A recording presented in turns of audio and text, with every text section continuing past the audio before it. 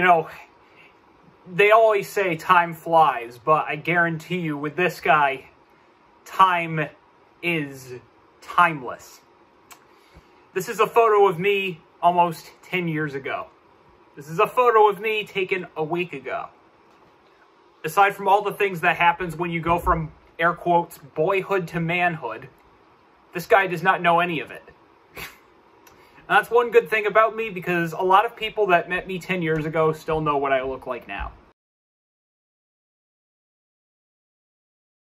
I have definitely been a bit soft on the content, and by a bit, I mean a lot, which is totally different.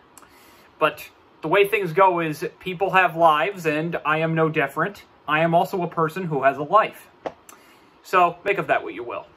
But I do have 22 questions that you guys were kind enough to ask me, and I am kind enough to respond to them.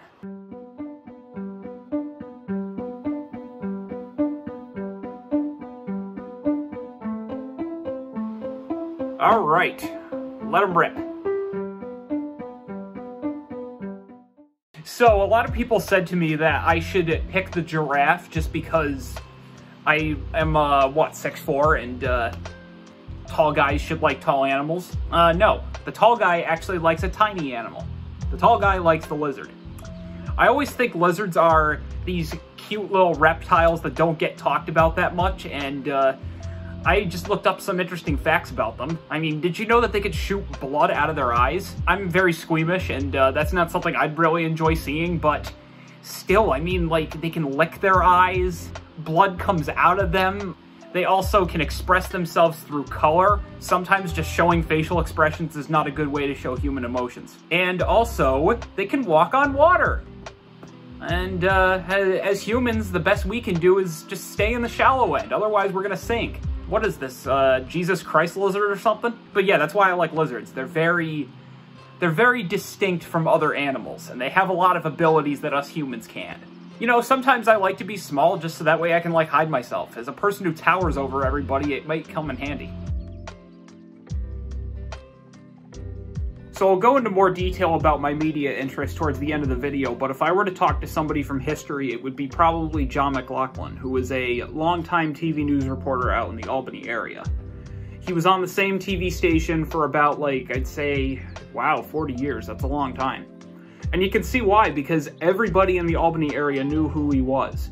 He'd be out on the street reporting, interviewing people, whether it was somebody in New York politics or if it was somebody that was being arrested. He would never be shy of interviewing anybody. And you know what? That's a lot of thick skin you gotta have there. If I were to talk to John, I'd wonder, like, how he managed to get that thick skin, because it is definitely a challenge whether you're somebody that's reporting the news or if you're hosting a TV show. Basically anything that involves you communicating out into the world around you.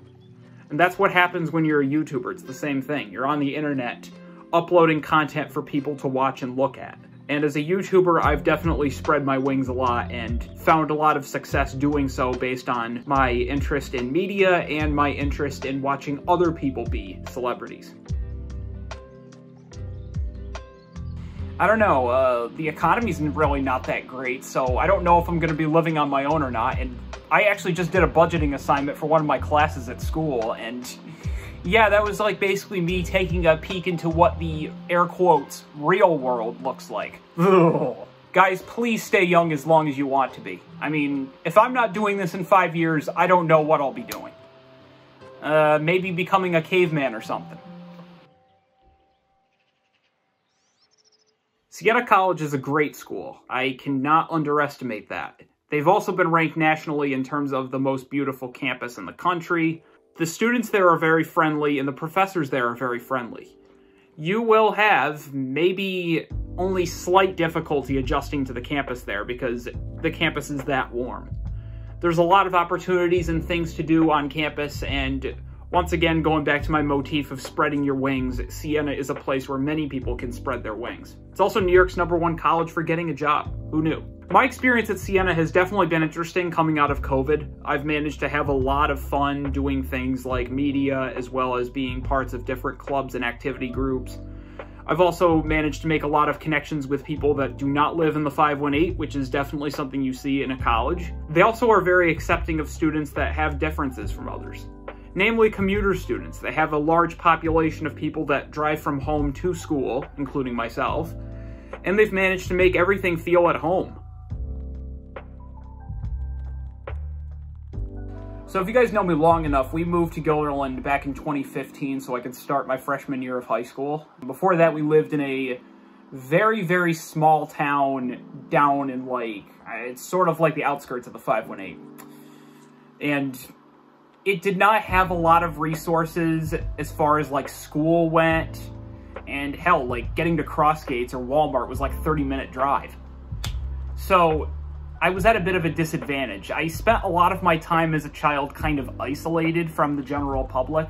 I didn't really know kind of how to interact with people just because I was the only child in the family, and that does have its benefits, but it's made it very hard for me to socialize in some situations, and to this day I still kind of find it hard. I feel like that with us only children, we tend to be at a disadvantage. But it's also for people that grow up in very small towns. Maybe if we had, like, moved earlier, I could have gotten a lot more socialization down pat. I probably would have had a better school experience. I probably would have been able to shine on pretty early, and maybe I would have started this channel a lot earlier. But shoulda, coulda, woulda. No, I have decided to retire Soda Saturday. I've decided to retire soda reviews. I've also kind of cold turkeyed soda. I still have it now and then. Like, if I have to work, I have to be kind of, like, alert and running around, and that's what caffeine does to you. But if you're just sitting down doing nothing, maybe caffeine is not the best option. And that's one of the things I started to observe about myself, especially during, like, COVID. I became very fidgety and rambunctious, and part of that was because I didn't like staying inside for so long. None of us did.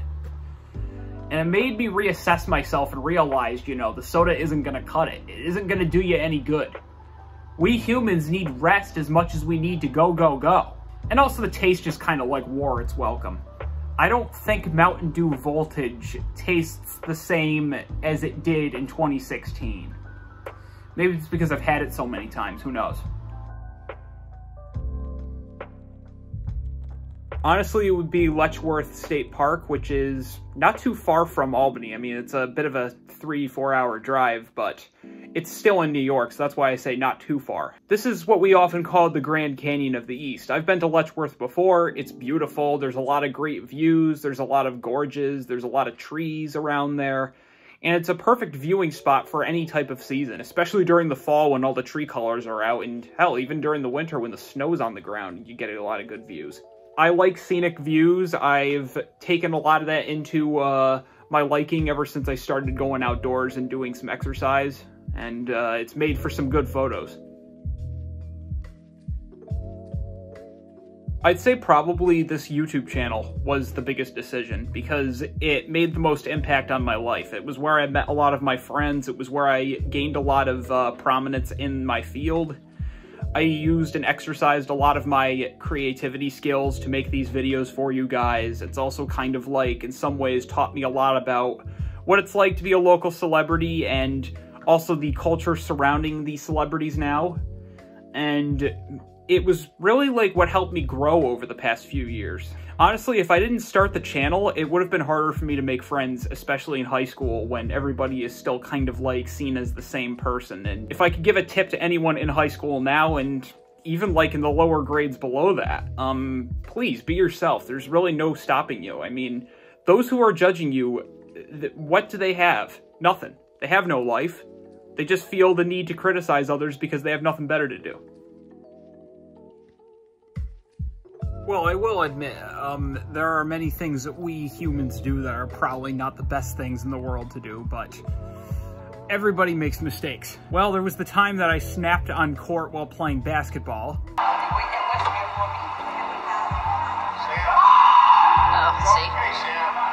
Hey, it wasn't my fault, it was the ref's fault. They kept telling me to do different things, and you know what?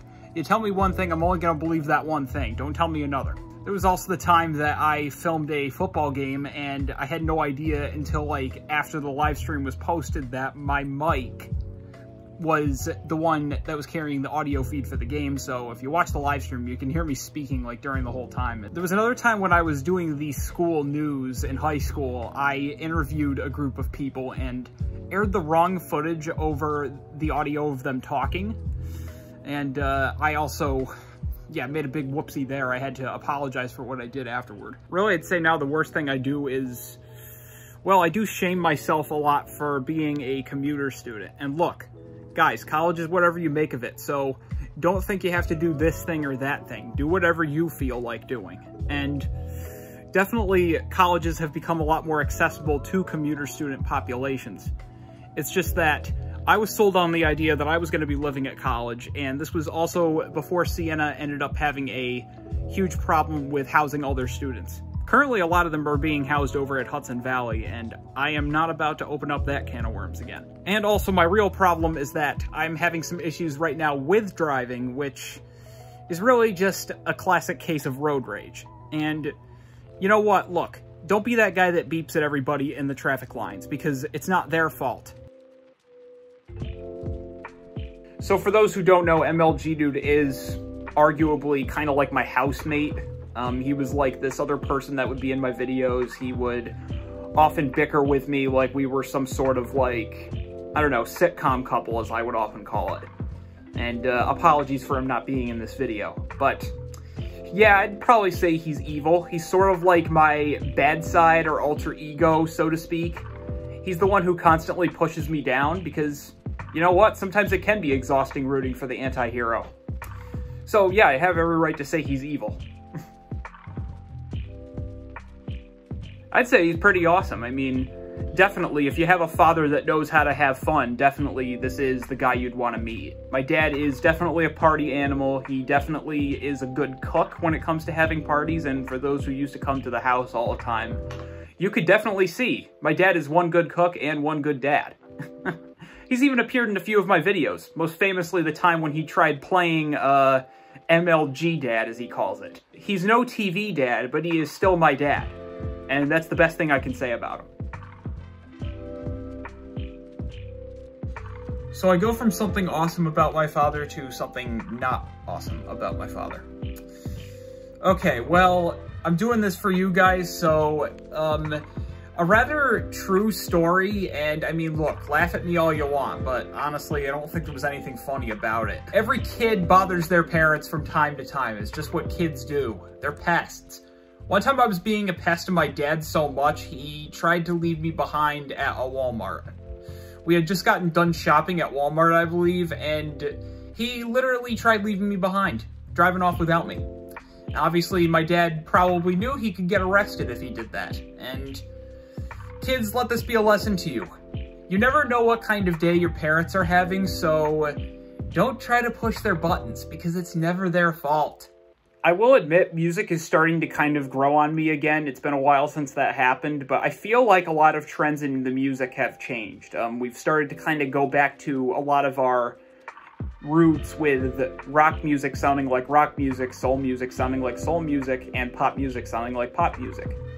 I'm gonna have to choose an underdog for this one. I really like Big Time by Angel Olsen. This is an artist that you guys probably have not heard of, but her music is really good. I mean, it's not stuff you would hear on the radio.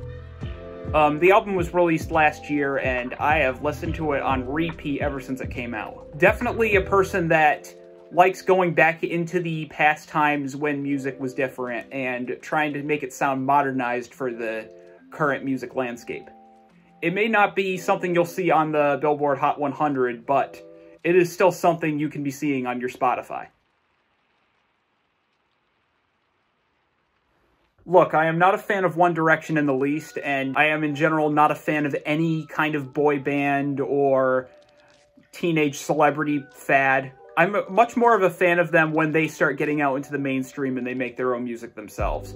I do think Harry Styles' newest album is definitely his best effort, and like I said, reviving old trends in music, a lot of that album sounds like old music revisited. Music for a sushi restaurant is definitely interesting. I mean, like, I had no idea, like, you could even make a song about a sushi restaurant. But if your name is Harry Styles, I guess you can do anything. It's definitely got a good kick to it, and it is something that can be stuck in your head for days. Oh god, talk about another embarrassing moment on my channel. I hope not. I really do not like any sort of like song parodies. I mean, I did a few of them on this channel and then I deleted them just because they were really embarrassing to watch again. And also, as a message to Sean's brother, who once sang it with MLG Dude on multiple occasions. God, if you really want to assault your ears, go ahead and take a listen and just do that on repeat. And then boom, you're gonna need to go get stitches. Jeez, guys, come on. No, absolutely not. This guy will never consume alcohol, nicotine, or hell, even that stuff that just has been legalized in New York for some reason. Look, this guy has physically not changed since he started YouTube, and anything that's detrimental to your health makes you age faster. And as a person who wants to stay young for as long as he lives and also live past 100, I'd rather not try to do anything that could damage my health. Plus, these things explode inside your mouth, and that is also painful, and they're very addictive. Yeah, totally. I don't see why not. I mean, I haven't seen these guys in a while because I used to work with one of their friends at Hannaford long ago when I was working there, and then eventually he switched jobs, and then eventually I left Hannaford, obviously, to go focus on school. So, yeah, it's been a while. I would like to see you guys again, and I'm down for anything. Oh, boy. Sheesh, I wonder who asked that question. Well, if you don't know, those are the names of some people that I used to collaborate with very frequently on the early days of the channel. I used to have like a bunch of guys over at the house. We would do these gatherings we often called like pool hangouts during the summertime. And basically all we would do was run around the house and act like a bunch of banshees. It's like college students without the alcohol. Eventually, once I got my driver's license, I stopped doing that because most people don't bring their friends over to each other's houses now. I mean, if you do that, great, good for you, but in my world, you see people by driving to places and meeting up with them there. I've seen tons of people at the mall, at the fair, at the park. Hell, at some local event that just happens to be going on in the area during the weekend. The world is a lot more open once you get your wheels. And you know what? That's just how friends work. They come and go. Maybe eventually we'll cross paths again at some point. Who knows? Yeah, you can basically take what I said in that last clip and apply it here. Also, some of these people that were known as the so-called Mountain Dew Brothers were people from other channels, other states. Some of them I'm still in contact with now, and I don't know, I mean, a lot of us have kind of gone on our separate paths, and as for me, as somebody who's not reviewing soda anymore, it'd be kind of like I'd stick out like a sore thumb. I'd be interested in totally different stuff from these guys. For those who I have not spoken to in a while, just letting you know I have not forgotten about you, and hopefully you're doing well with whatever you're doing. This one will probably surprise a lot of you, but it's also very relatable, but really after the pandemic, I started to develop a fear of crowds. I kind of liked having people be 6 feet away from each other. It gave me more room to spread out, and it also gave me sort of like an excuse to not interact with people, to not say excuse me, because you never know what reaction you're going to get out of someone. When the restrictions lifted and we went back to being out in crowds again, it was really hard for me, and it's really still hard for a lot of us to say the right things to people when you're out in a public area, and also the fact that you can't hear anything. They always tell me don't go to the college parties because that's exactly what it is, and you know what? I don't blame you, I don't want to go. Well, there is Avery, that's the obvious answer, but also like just the media in general. Think of all the times I've tried to advertise myself. Think of all the wacky ways I've tried to make these vlogs work and stick with all of you folks. A lot of this I got from just like, you know, seeing random stuff in the media, like, I don't know, maybe there was a commercial I saw on TV that made me laugh out loud, or stuff like that. And as far as a personality goes, when I started like going out into the world and chatting with people, I really like tried to base it off of a news reporter who, you know, gets the interviews and just lets the people talk while he listens. Really, that's all you can ask for from a YouTuber. Cool, we're going out with a fun one. Well, here's the rundown from the top to bottom, and I did lump the women in with the men, and some of them are still playing in college. You can see at number 1 I chose Andrew Platek, which probably is a shocker, but I chose him just because he's playing for Siena, and he also went to UNC, the same college that Michael Jordan went to, and he was also coached by the great Roy Williams. And you know what? He actually got to play. I mean, good on him. And also, of course, there's Ryan Tini. You can't forget about him. He's still playing over at Oneonta, and Valencia, who's playing for Siena right now, and I had a blast filming her this season. The women did great this year. They nearly got a win in, but then Iona came and kicked him into the curb. But you know what? Duke was able to return the favor for him. If there's anyone else you want down on the list, just let me know. I mean, maybe I could give you an honorary 6th or 7th spot to somebody. Well, thank you all for watching, everybody. Hopefully you learned something about me, and if there's anything else you want me to address, I mean, maybe I'll make a sequel video to this or something. My thoughts in general are that, you know, you gotta just live and let live, and you know what? You only get one chance at life, and the time is now. And I do think definitely the world is starting to look brighter, but there are definitely some things that could be tweaked. But you know what? There's always an opportunity to change the world, and it starts now.